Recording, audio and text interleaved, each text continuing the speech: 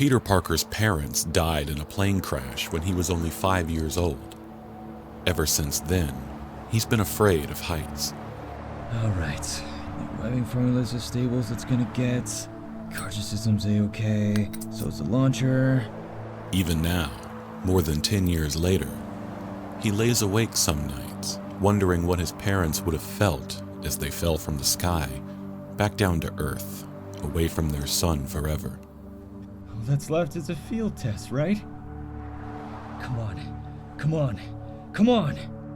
Then his Uncle Ben died too, because Peter was selfish, because he was weak. Almost a year later, and he still hears the last thing Ben said to him whenever he closes his eyes. With great power, there must come great responsibility. Do you understand? Peter is still very much afraid of heights, but he doesn't let that stop him. He pulls the red and black webbed mask over his head. Let's do this! And with that, he leaps over the edge into the night and falls towards the city below. The cold October air tears at his skin-tight suit. His heart races to keep pace with his plummeting body, and his strange sixth sense, his spider sense, screams louder than one of his aunt's old metal albums. This is either gonna be a Darwin Award or a Nobel Prize, come on, come on! Peter throws out his arm, and with a quick double tap on the hidden palm trigger with his middle and index fingers, lets loose a strand of thin, grayish-white thread from the nozzle built into his glove. Come on, come on, come on! For a moment, he continues to fall. His head continues screaming at him, and he wants to apologize for leaving Aunt May behind. But then, his webline finds purchase, goes taut, and aided by his incredible strength, he swings through the city, high above the streets. Hell yeah! Hello, New York! Spider-Man 2.0 coming through! It doesn't take him long. He fires a line, swings, fires, swings again. His spider sense guides him, helping him shift his weight, pick his targets without even looking. It's not long before he can't help but laugh. This is awesome! This is so awesome! I'm awesome! Suck it, Flash Thompson! His old webbing formula was good for ensnaring opponents, snagging weapons, and blocking getaways. But with this new batch, and this new deployment platform, this traversal system will change the game for him. I wonder what other sort of alterations I can make to the formula. Maybe adding more elasticity would help? I don't want to interfere with the tensile strength. He's interrupted by the receiver in his mask, currently tuned to monitor emergency frequencies. All units. High-speed pursuit on Weber Avenue. Multiple civilian casualties. Shots fired at police. Subject using high-tech weaponry. Requesting immediate backup. All units, please respond. Showtime.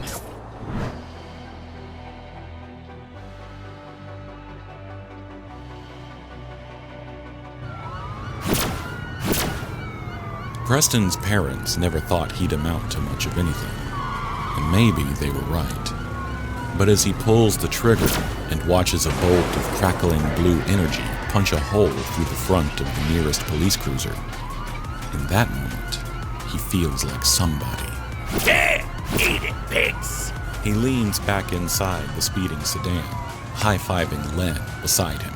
That was fucking awesome. They can't touch us, man. This tech's gonna make us fucking unstoppable! From the rearview mirror, Marco regards his two cohorts. You better hope so, because we get caught, we're fucked. A lot of people died on the way out of that bank. Preston pats one of the duffel bags beside them. Yeah, well, fuck 'em.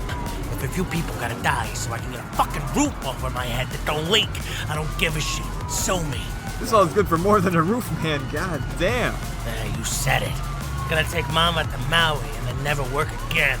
Don't start spending it yet, Chucklebucks. We've got more coming up on us. Do your fucking jobs. Yeah. Fuck, man. Preston leans from the window again, aiming carefully at one of the pursuing cruisers. There certainly are a lot of them now. Think this is what they call a target-rich environment, huh? He lets loose another blast from the high-tech rifle and watches as the blue energy beam annihilates its target. this time causing a massive explosion, sending more cars careening off course, causing a chain reaction of mayhem along Lieber Avenue. Fucking thank you, Tony Stark. He kisses the frame of the rifle, laughing maniacally. My new favorite rich douchebag. Again, he ducks back into the car, turning to Lynn. Getting low on juice, bro. Give me another charge pack, come on. Careful, you idiot. We use these up, we're shit out of luck. Mason had hard enough time getting rid of Stark's tracking measures. I don't want to pay that kind of money again. Man, money's never gonna be a problem again. A couple more jobs like these, we can build our own fucking Iron Man suits, man. We're golden. I like the way you think, Len. Pop off a few of these idiots while I reload. Marco, keep your killjoy eyes on the fucking road. What the fuck was that? Len leans his head out the window, looking up, only to find... Hi there. What the fuck? I noticed a number of traffic violations back there. Not to mention all the wanton slaughter. Tisk, tisk. Gonna have to give you a little more than a ticket, I'm afraid. Guys, it's the Spider Freak! Oof, look at the mouth on you, huh? A thick glob of webbing splats across Len's face, muffling his furious screams. Then there comes a second web blast, and Len's fancy gun is pinned uselessly against his body, as he's completely ensnared in a soft but sturdy cocoon, one that smells vaguely of chemicals. Much better. Hey guys, how you doing? Any chance we could just pull this car over and... Without another word, having finished slamming in a new charge pack, readying his stolen weapon, Preston fires straight through the roof of the car. Yowza! Spider-Man's quick footwork keeps him one step ahead of danger as Preston fires again and again, missing the hero each time, but certainly making short work of the roof. That's one way to get yourself a convertible, I guess. Len makes a terrified squeal of frustration against his web gag as he realizes that Spider-Man, having lost his perch on the roof, is now sticking to the door of the car by his feet and sitting up with his hands behind his head while the car speeds along, as though he's reclining on air. What the fuck are you? Personally, I'd like to think I'm amazing, but I've been told that's a little too braggadocious, so between you and me, let's just go with spectacular. Preston tries to bring the Stark gun to bear, but in an instant, he's flying. No, scratch that. He's tumbling, ass over end, through the night air until a building facade some 3 stories up brings him to a stop with bone-shattering finality, and more webbing pins him in place. As he fights to clear his head, to process how all this went so wrong so fast, he sees Len, likewise pinned now, across the street from him. You'll be fine. It dissolves in 2 hours. Just hang tight. Preston thinks now that maybe his parents were right after all. What about you? Think we've had enough fun for one night? Fuck you, Spider-Man. I ain't going back to jail. I appreciate you got my name right, mostly, but I can hear the lack of a hyphen. It really bothers me. His spider sense is all that saves him, as Marco pulls a weapon free from under the dashboard, letting loose a volley of more blue energy, this time in a vicious, rapid burst. Road? Coming out of his dodge, Spider-Man vaults free of his perch, climbing into the seat beside Marco in the ruined car. If you can't play nicely with your toys, I'm gonna have to take them away from you. With preternatural speed, Spider-Man reaches out and crushes the weapon in Marco's hand, rendering it useless. Look, man. I had to try. Yeah, I know. You want to join your friends as a building decoration, or are we gonna pull over now? Minutes later, the police catch up to the scene, no longer impeded by weapons fire. Marco is waiting for them in what remains of the sedan, his hands seemingly webbed to the steering wheel with a hastily scribbled note pinned between them. Just take me to jail, man. I'm fucking done. The note simply reads, "Courtesy, your friendly neighborhood Spider-Man."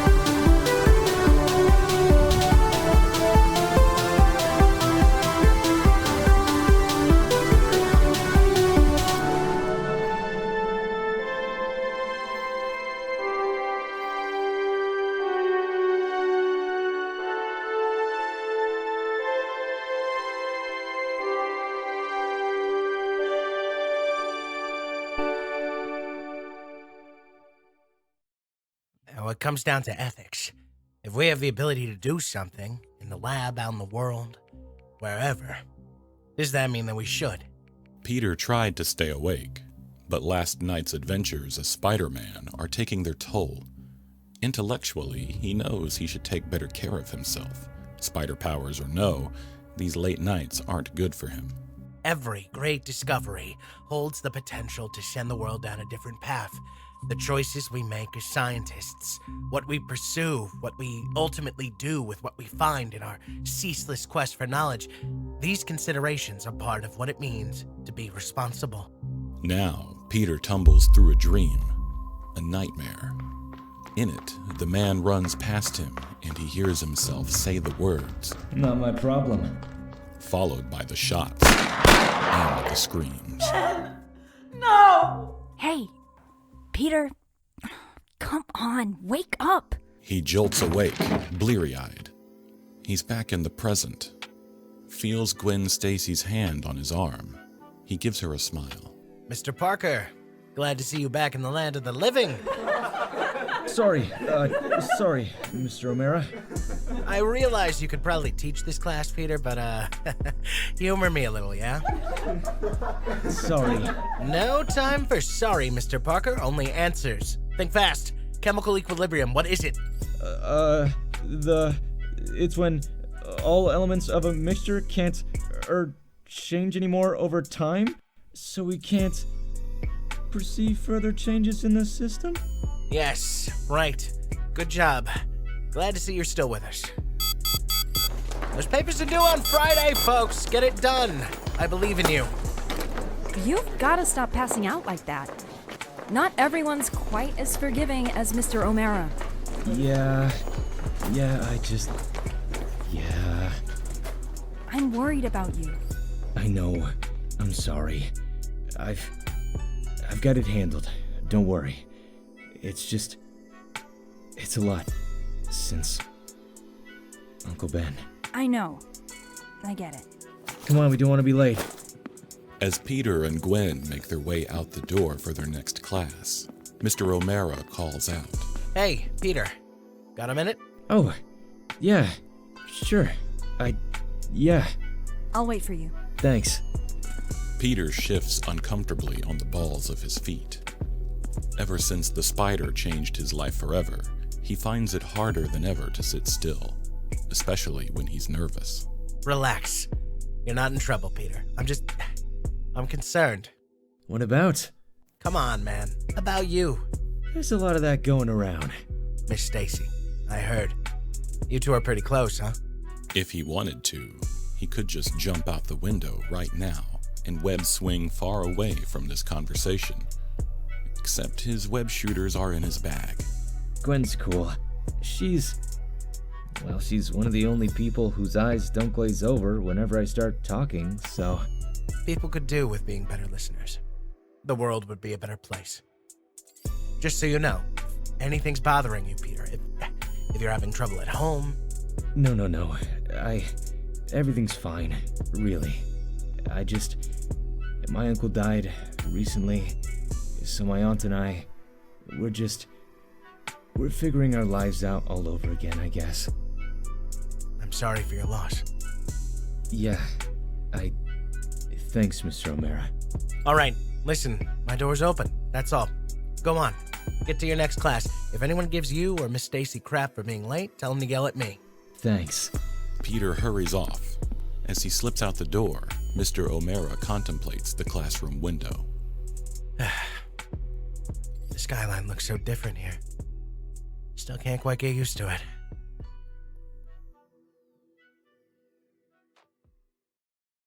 Peter steps out into the hall and finds Gwen waiting for him there with a disapproving look. He just wanted to... He was worried about you, huh? I plead the fifth. Peter, come on. This is what I mean.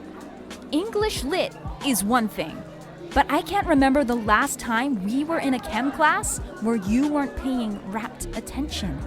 Everything's fine, Gwen. I've got to get my equilibrium back. I'm working things out. It'll be okay. I swear. Ah, shoot. Now we're late. What's this? Do my eyes deceive me, or do I spy two troublemakers cutting class? Harry Osborn, I blame you for this. Guilty, probably. What'd I do? You're a bad influence on him. I don't disagree. I'm, standing right here. Come on, you hardened criminals. Let's walk while you judge. How's it going, Harry? How's it going? Well, Pete, that's a good question. See, I'm not doing well at all. Oh, here it comes. Harry, listen. My two best friends, nay, my guests of honor, have yet to RSVP to the grandest of all parties in the tri-state area. My party. Harry, dude, we love you. It's just, we're not What? party people? He means popular. I mean popular. He means if we show up, they will throw red Solo cups filled with horrible things in our faces. And we'll end up all over the timeline. No, thank you. What she said. Guys, okay, look. First of all, people don't hate you that Harry trails off, wilting under the looks they're giving him. Well, how else are you supposed to meet my girlfriend? Oh, God, not again. I'm serious. This is the one who doesn't go here? I know how that sounds. And people say that we're socially inept. Wait, they do? For a moment, the group stops mid-stride. I'm kidding. Listen, Pete. You've had a horrible year. An unimaginably shitty, fucked up year, okay? And I want to make it better. Oh, Harry. Come to my party, all right? Let me do this for you, for both of you. It's gonna be a truly unforgettable night. If anyone tries to get in the way of that for either one of you, I'll make them regret it. Wow, that's surprisingly sincere, Mr. Osborn. I have my moments. What can I say? You two are the only family I've got left. Hey, there's always your dad. Oh, God, don't remind me.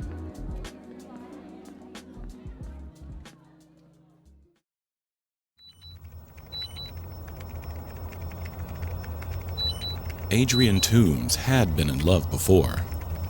When he first met Cheryl, his heart grew wings. Then Valeria was born, and that heart soared to all new, incredible heights. This isn't like that. Nothing ever could be. Jenkins! Jenkins, do you see me? Do you see me? But it's damn close. It's so beautiful up here. For the 10th time today. Yes, I see you, boss. Learn to enjoy what you do, Jenkins. It's what'll keep you young. Whatever you say, old man. That's the spirit. The middle-aged engineer banks on the wind, twisting, spreading his arms, his wings wide. The Icarus flight suit thrums pleasantly against his body, responding to his needs as he cuts through the air with ease. Just watch your uptime, alright, boss? You know that control crown is gonna... If the control crown scrambles my brain, Jenkins, I promise I'll be sure to kill you last. That's very comforting, sir. Toomes takes the suit to its limits, pushing himself higher into the air, feeling the sun against him. More than anything, he wishes that his girls could see this. Oh, shit. Jenkins? What is it, son?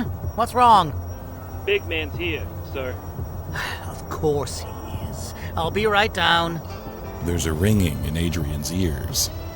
It hasn't been there since he lost Cheryl, lost Valeria. Jenkins? Sir? No one looks big from up here. No one. As Adrian makes his way back down to Earth, he notices that it's not just his employer arriving on site, but a whole caravan of blacked-out, unmarked SUVs. His heart begins to plummet down to the ground, far ahead of him. Sure enough, as he makes his final approach, there on the tarmac is Norman Osborn. An impressive display, Mr. Toomes. Very impressive indeed. Adrian tries not to let the fact that Osborn is flanked by two gigantic men in dark suits carrying massive laser rifles drive him further into a panic. Thank you, Mr. Osborn, but I have to ask, what's all this? We weren't expecting you for another month. Business, Mr. Toomes. That's all it ever is business. I have to follow the money, or the lack of it, as the case may be. The ringing in Adrian's ears grows louder still. Mr. Osborn? Sir? I was told that Project Icarus would be completed 8 months ago. Sir, if I may... I'm not speaking to you, son. I'm speaking to the project lead. Osborn smiles and shakes his head ruefully. My mistake? The former project lead. What? Sir, please. You don't understand. What don't I understand, Mr. Toomes?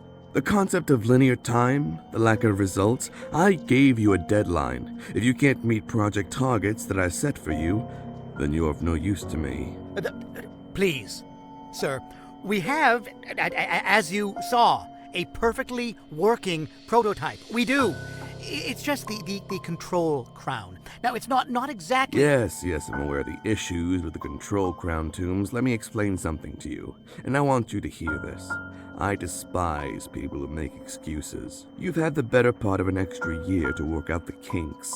If your prototype is still driving pilots insane, then it's not perfectly working, is it? Yes, the neural control system is still... It's very new technology, Mr. Osborn. Now, we're trying our best, but... Save your sob story for the unemployment line, Mr. Toomes. These men are here to escort you off the premises, after they relieve you of my property, of course. No. I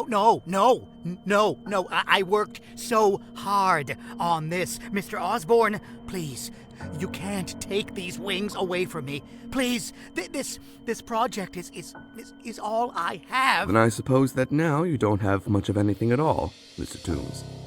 Gentlemen? I'll get you for this, Osborn! I promise you, better men have tried.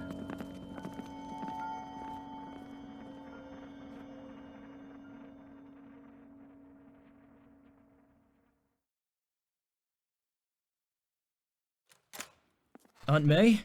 I'm home. May Parker looks up as her nephew enters the house and hurriedly shuts her laptop. Hey, hon, how was school? It was fine. What's wrong? Nothing's wrong. Wait, what the hell? What? Your face, Peter. Where the hell did you get that bruise? Peter isn't quite ready to tell her that he misjudged the angle of a web swing and slammed his face into the corner of a building on his way home from stopping 2 muggings and an armored car robbery. It's been a chaotic enough day already. I fell?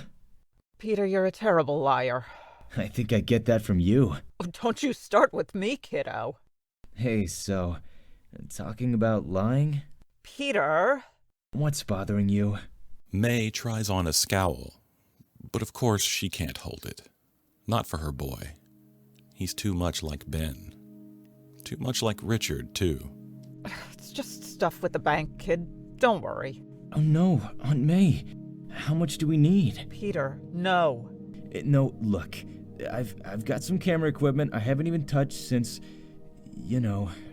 then. Let me just throw it on the internet and I'll... Peter, no. Keep your things. Please. She heaves a long, tired sigh. In that moment, in the light of the afternoon, with a cigarette slowly burning between her fingers, she seems far older than her years. Oh, we were able to give you so little. It would break your uncle's heart if he heard you talk about giving away your prized possessions like that. Hey, selling, not giving anything away. I have to help... No! Peter, no! You don't! She stubs out the cigarette. Peter can see her gathering herself. You listen to me, kiddo. Not everything is yours to fix, all right? You have one job. Finish high school and be a kid. That's 2 jobs, Aunt May. Ah, hell, I guess it is. But please, trust me, Peter. I've got it handled. Everything will be okay. Peter shifts on his feet, fights down the lump in his throat. How is it possible that even now, as he finds himself able to lift sedans one-handed, he has to fight back tears when he thinks of everything this woman has given up for him? You've given me so much. You and Uncle Ben. More than enough. Don't ever think any different, all right? She pulls him into a hug. So, about your face. Aunt May? How's the other guy looking? I told you. I fell. Oh, sure you did. Scout's honor. Hey, Harry invited Gwen and I to a party this weekend. Really? Yeah, I know. Really? Okay, so you don't, have to lay it on quite so thick. Really? Okay, hey! Good for you, Peter. That's great. You're not gonna tell me no? Are you going to get some girl pregnant? What? No! I've never even... No, of course not! You gonna get hopped up on drugs and end up on the 6 o'clock news? Absolutely not. No, of course not. Because you are a good, smart, wonderful boy. And I love you and I trust you, so go, have a good time. But be back by 11, Peter. That's the one rule. Understood? Absolutely. Yes, ma'am. 11 o'clock. No later. Good man. Peter gives her a smile and starts heading for his room. I'm proud of you. Huh? What for? For... coming out of your shell a little. I know how hard this year has been. Lord knows it's been hard on me, too. But you're moving forward. Forward. Hell yeah. Hell yeah. Now, go do your homework or something. I'm gonna get us a pizza.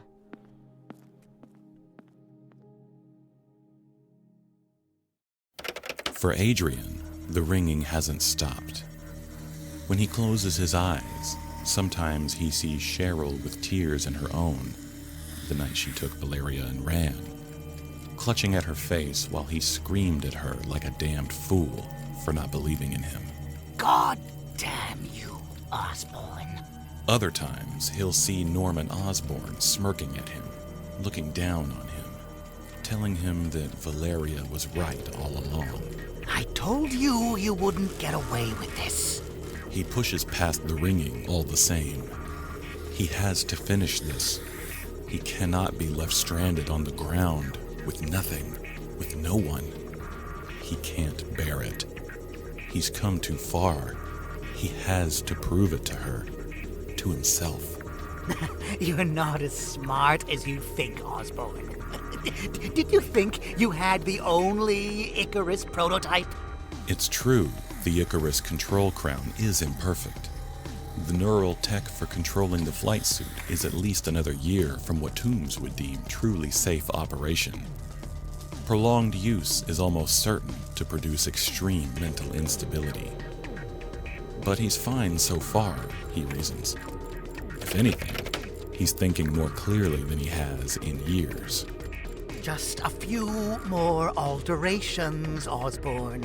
Then we'll see which one of us is truly left with nothing.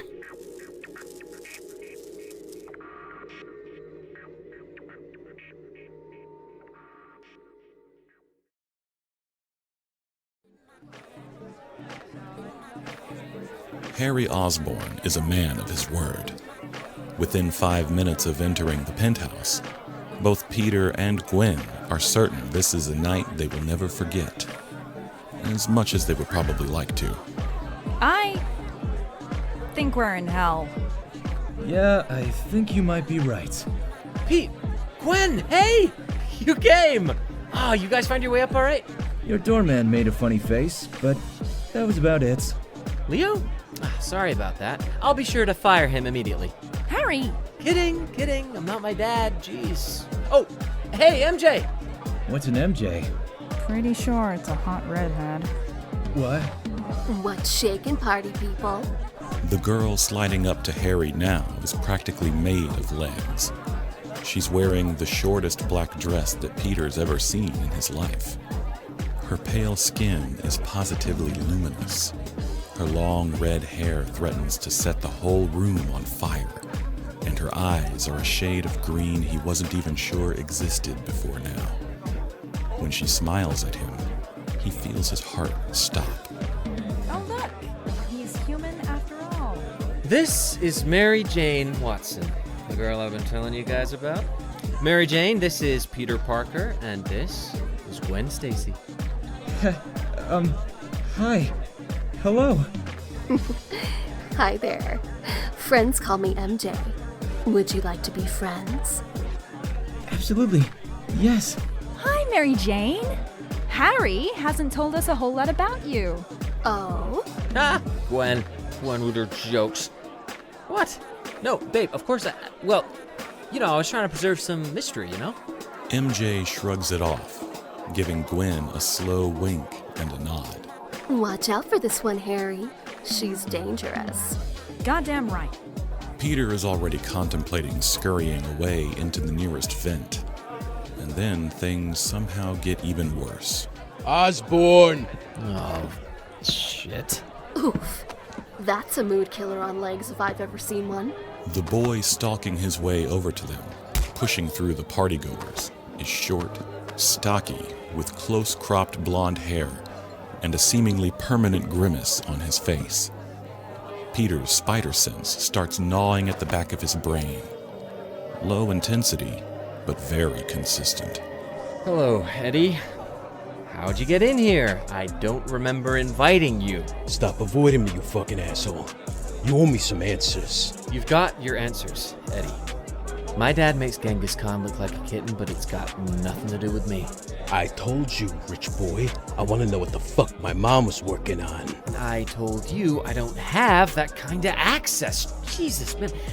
Are we really gonna do this here? You wouldn't return my fucking calls. Yeah, and you still didn't get the message. The other boy, Eddie, his nostrils flare. Peter tenses up as his spider sense becomes more insistent, an electrical charge crackling away just under his skin. But just as the tension seems about to burst, Eddie blinks, seemingly deflates before their eyes. Eddie wipes at his mouth, taking a step back. You're gonna tell me one day, Osborn, your family isn't gonna keep getting away with this shit.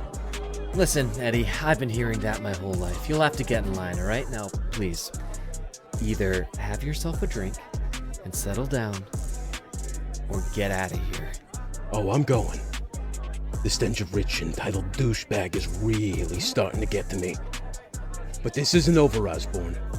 Not by a long shot. Eddie fades back from the group, disappearing into the crowd like a shadow.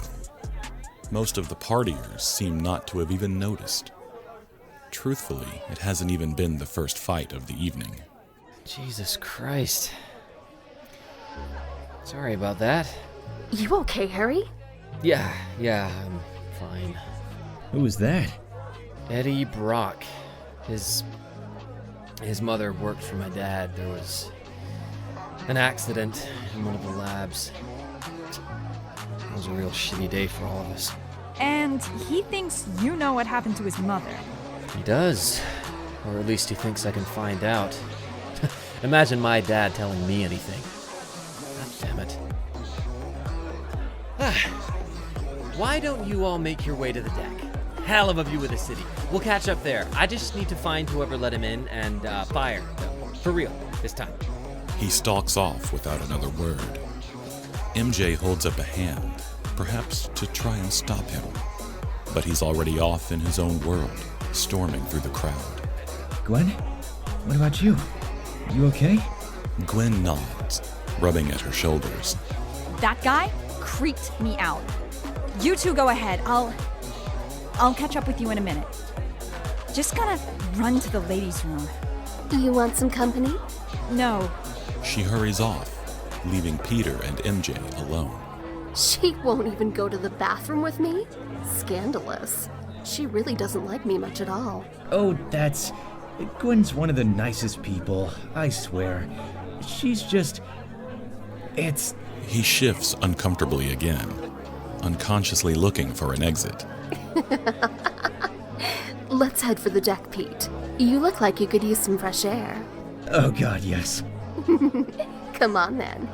They head out onto the deck. Most of the revelry is still contained inside, with just a few people drinking, chatting, or trying to suck each other's tonsils out, while the city carries on far below them all. It's better out here, right? How'd you know? I've got a pretty good sense of people. Comes with being an actress. Wait, you act? That's awesome! Okay, see, I like you already. Because you're not only cute, but you didn't roll your eyes when I said that. Yes. Or at least, you know, I'm trying to be. Peter does his best to ignore the rising temperature in his cheeks. Have I seen you in anything? See? You're sweet. No, not yet. Probably anyway. Mostly community theater stuff. Right now, I'm just a girl with a dream. Well, there's nothing wrong with that. That's what I'm saying. That's how I met Harry, actually. What do you mean? MJ waves her hand dismissively. Oh, it's no big deal. He had this idea about wanting to produce the next indie sensation. Thought he'd be the next Stephen Grant for a while there. Oh, that's weird. He never said anything about that, me. Oh, wait. I mean... Don't judge him too harshly. He's a good guy. Or at least he's better than most of the ones I've known. He's just... well... he's his father's son. And it wasn't the worst thing anyone's come up with to try to get into my pants. I'm sorry. Did it work? Did you guys... Oh, Petey. And you were doing so well. Sorry. Crap. I'm no good at this stuff. No, but that's perfectly okay. There are all sorts of ways to be amazing, Mr. Parker. Tell me, what's your secret? I'm terrified of heights. And you're out here with me anyway. I'm flattered. What about you? What's yours? My secret? MJ moves up to him, pulls Peter closer to her, and whispers in his ear. Her hair tickles his skin, and he's all but positive that his heart will literally burst out of him. My secret is that I am high as shit right now. They separate. They look at one another, and then they burst out laughing. Don't judge me. You should try it sometime. Sorry, not my thing. My Aunt May would kill me. Or Gwen would. Gwen would absolutely kick my... My ears were burning. They turn as Harry and Gwen move up to join them. Harry seems embarrassed, and Gwen is wearing a look that Peter hasn't ever seen on her face before. All he knows is that he wishes it were directed anywhere else. Harry, your friend's a square. This is very true. It's terminal. I'm afraid there's no hope for him. That's quite all right. I think he's perfect the way he is. Thanks, MJ. See, look at you. Making friends. Gwen, What the hell? What is that thing? Everyone get back inside, now! Harry Osborn! Even before he got his powers, Peter had seen his fair share of crazy people in costumes. There were plenty of them all over the news, almost 24/7. But now, as a man in a sleek green and black bodysuit, held aloft by massive metallic wings, comes soaring at them, as his spider sense screams in time with the sound of the attacker's apparatus, he feels a new type of fear leaping up into his throat. Harry, look out! Secret identity be damned. He moves for Harry, hurtling forward. He can get him to safety, if he just... You're coming with me, boy! No, please, no! He took too long. That moment of indecision may have cost Harry everything. The attacker snares Harry by the shirt with what appears to be razor-sharp blades at the end of his boots. Oh man, talons. Those are supposed to be talons. Holy crap. Harry! No! Let him go, asshole! Oh, kids today. Got quite a mouth on you, huh? No! Leave her alone! Leave her the fuck alone, you crazy old man! Put me down! I'd choose your words more carefully if I were you, young Osborn. The winged assailant rises up higher into the air. Too high, taking Harry with him. One of you hormonal malcontents had better let this boy's father know that if he doesn't want his son to become little more than street art, he'd best wait for my call. Till then, Junior and I are going on a little flight. For his part, Harry's struggling fanatically, but the attacker is holding fast. They're climbing higher still, and soon they'll reach a point where letting this kook drop him is not going to be very good for his health. My name is Adrian Toomes, son, formerly of Oscorp Aeronautics Division, until your father threw me away like every other damn thing in his stolen kingdom. Now, you can call me the Vulture. Okay, but serious question. Do I have to? What? Yoink! It's a new personal record for Peter. With everyone else looking up at the mounting spectacle in the air, it made for the perfect opportunity for him to jump off the far edge of the roof. He scurried around the back of the penthouse, running along the glass, stripping out of his civilian attire on the go, webbing the clothes to the building before pulling on his gloves and his mask. Just over half a minute from point A to B. And thankfully, this Vulture seems to be a talker. Probably why he's so caught off guard when Spider-Man comes hurtling out of left field, tackling his prey right out from under him and bringing him safely back down to the deck in one fluid motion. No! Give him back! I need him! Yeah, well, you can't have them. Finders keepers and all that. Sorry, man. I don't make the rules. Talk to your congressman. Give him back! I'll kill you! Oh, hey, look at that. We're back in familiar territory. The Vulture screams like a wounded animal, rising up, flying back, and banking around, preparing for another deadly lunge. Spider-Man? The one and only, Blue Eyes. I didn't think you were real. I'll try not to take that personally. Ladies, take the pretty boy here and run.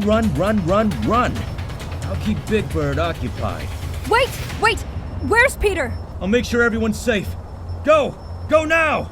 The girls hurry off with Harry in tow. Just in time, too, as Toomes swipes at the space where they were just a moment ago with his talons. Damn you wretched insect!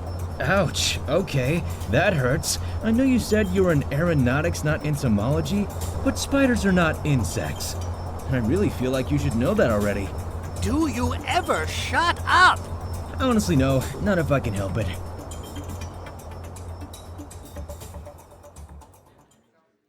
Norman Osborn watches the fight between Spider-Man and the Vulture, Toomes, on one of his private feeds, stroking his chin. The truth is, he finds himself more amused now than he has in quite some time. Mr. Osborn, sir? What is it, Desiree? Are you aware of the situation at your East End penthouse, sir? Of course. I'm watching it right now. Spider-Man.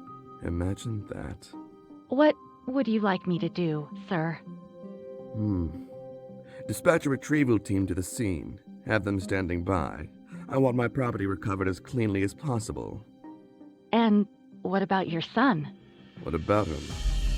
Sir? That'll be all, Desiree. Get it done. Osborn turns off the intercom and turns his attention back to the screen. To his surprise, he finds a laugh bubbling up from inside of him. Spider-Man. Imagine. Oh well, Hopefully they'll kill one another off. We shall see, won't we?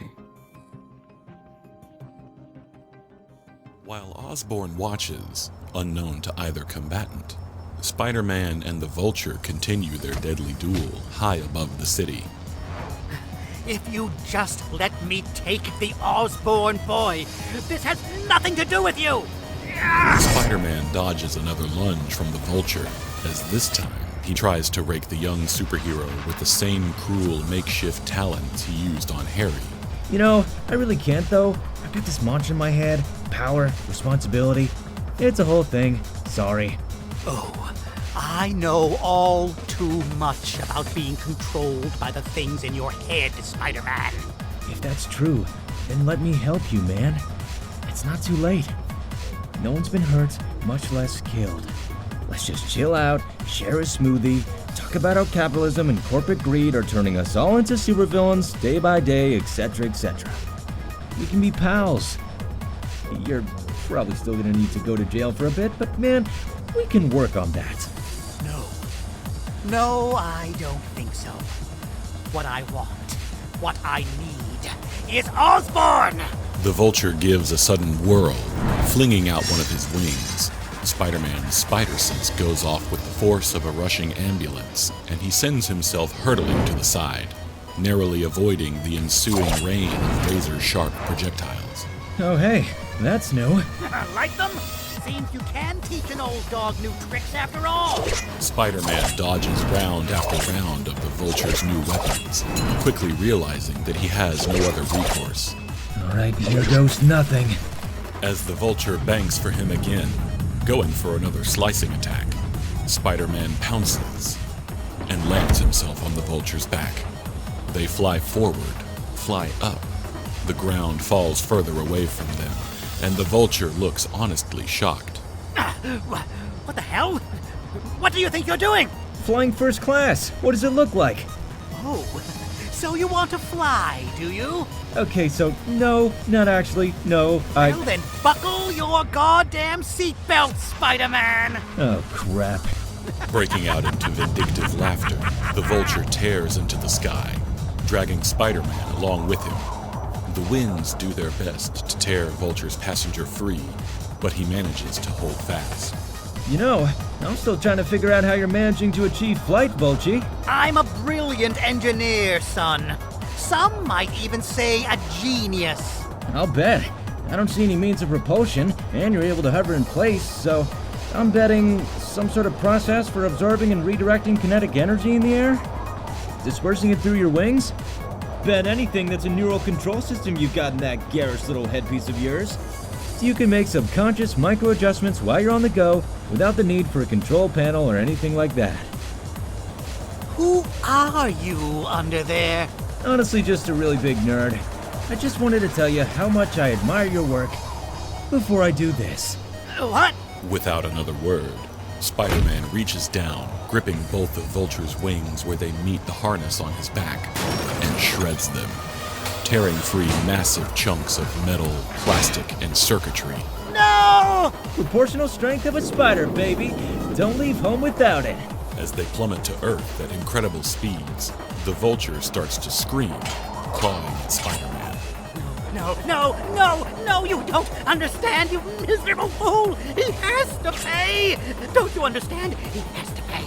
But you've gone and you've ruined it now! You ruined it! Spider-Man wraps his legs tightly around the Vulture and throws out a series of web lines, snaring nearby buildings as their descent continues, carefully slowing their fall until, just 2 stories above street level, they come to rest, and he cocoons the thrashing Vulture against a nearby wall. Sirens are already looming in the distance. Okay, now that that's over, anyone got an airsick bag handy? Or... no? Alright, I'll just hold it in then, shall I? Because that's what heroes do. Oh, you prattling pipsqueak. You miserable, meddling moron. You think you're the hero here? I mean, yeah. But your command of alliteration is equally heroic, Vulture. I've got to give credit where it's due.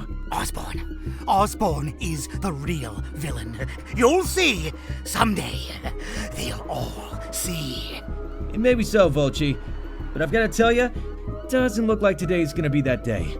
And with the Vulture subdued, he makes his exit.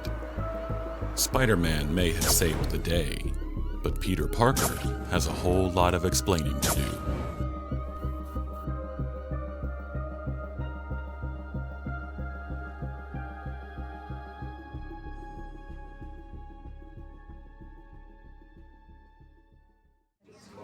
I don't understand, Peter. Where the hell did you go? I was trying to help, but then I got swept up in the crowd, and I swear I thought I was gonna be trampled. I did my best to make it back to you guys, but all hell was breaking loose. Security was trying to lock everything down. Sorry I couldn't be more help. Harry Osborn steps in, giving his best friend a great big hug. Man, I don't even care. I'm just happy to see you again.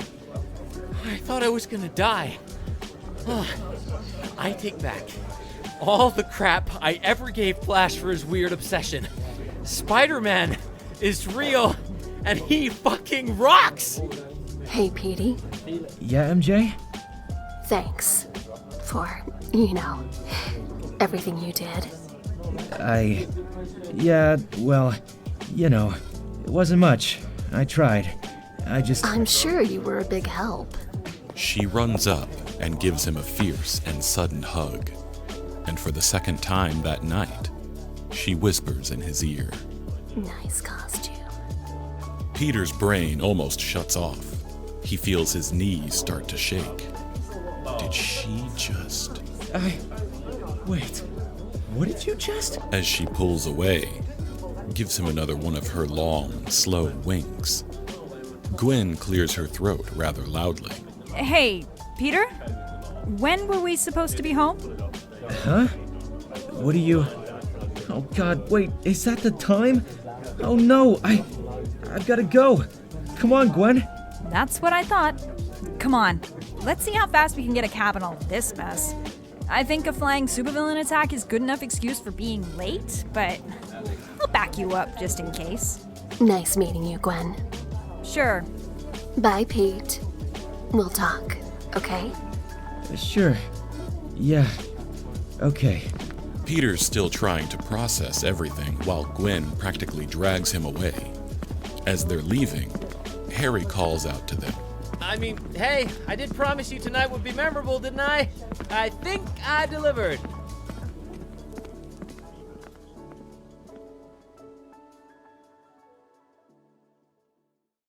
It's the end of a very long night, the dawning of a whole new day.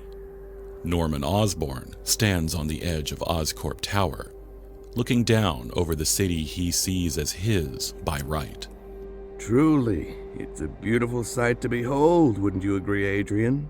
Behind him, two heavily armed security guards muscle forward a captive Adrian Toomes, struggling fruitlessly against the stronger, younger men. Without his flight suit, he's powerless to stop them. I'm not going to beg, Osborn. No, of course not. A man like you, why would you? No, you wouldn't want to give me the satisfaction. Trailing behind the guards and Toomes, standing awkwardly with her tablet in hand, is Desiree. Sir, do I really need to be here for this? Unquestionably, my dear. Now, Adrian, you wanted to fly so badly. Allow me to oblige you. He gives the men a nod, and without a moment's hesitation, they drag Toomes towards the edge of the roof. This isn't the end, Osborn! I'll see you burn for this, you hear me? I'll see you broken, bleeding. I'll see you exposed for all the world. I'll show them what a monster you really are. Do you hear me, Osborn? Toomes' face is red and twisted, veins bulging from his neck, spit flying from his lips. But even in his rage, he can't keep back the tears. Not even as he falls.